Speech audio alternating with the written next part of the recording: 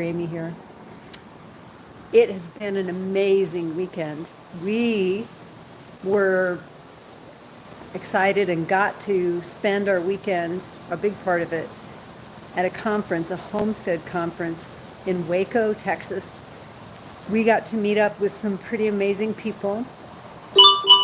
Joel Salatin, who is also known as the Lunatic Farmer, was there. He spoke, he autographed books. We got a chance to speak with him. We got a chance to get pictures with him.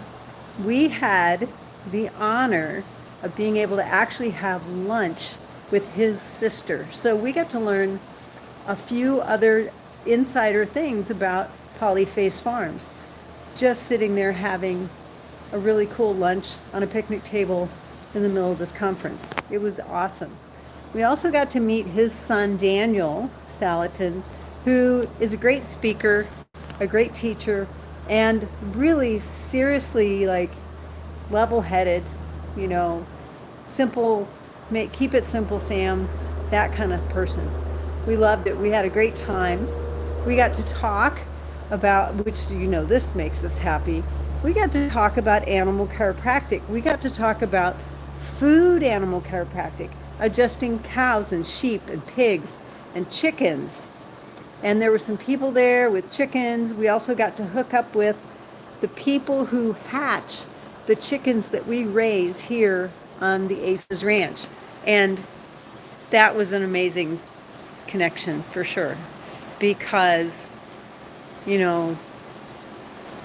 they are near and dear to our hearts. Without them, we wouldn't be able to raise the chickens that we do.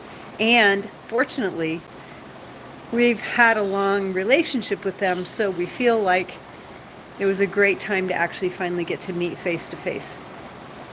All those things said, this morning, there are no coincidences, right? This morning, I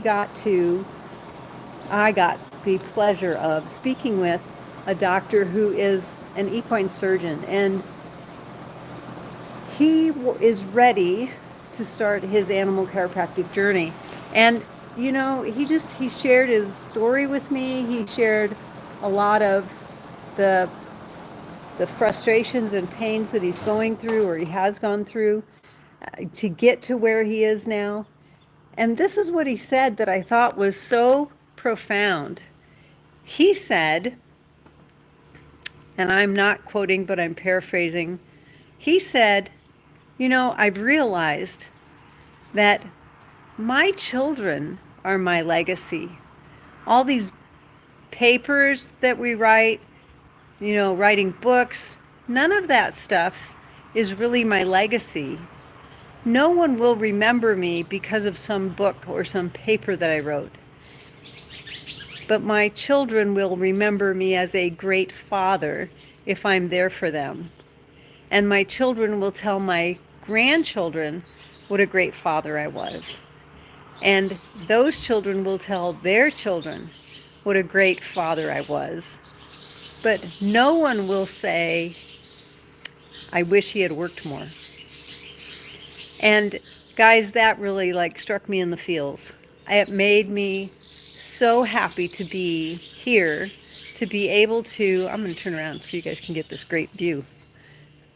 It made me feel so happy to be able to share with doctors like him animal chiropractic and the amazing things that people who take this course are then able to go and do for their communities, for their families, and for those animals who are so in need of their help.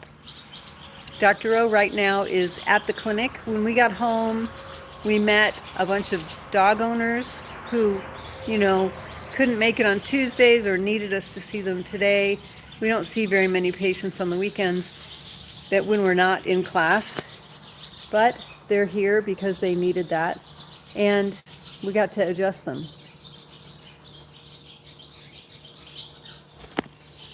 And somebody is leaving some go eat your old people from what? So I'm so excited to share this with you guys. Thanks for being here.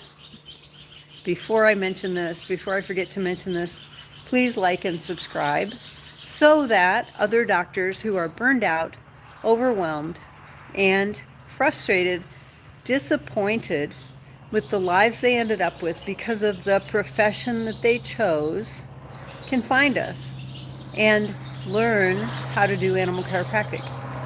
I know, you're probably wondering, why is it so loud there? Well, one, it's the road, but the other is all these swallows.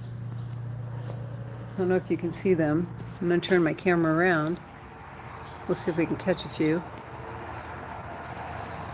These swallows up in the roof, they make a lot of noise. This is their home too.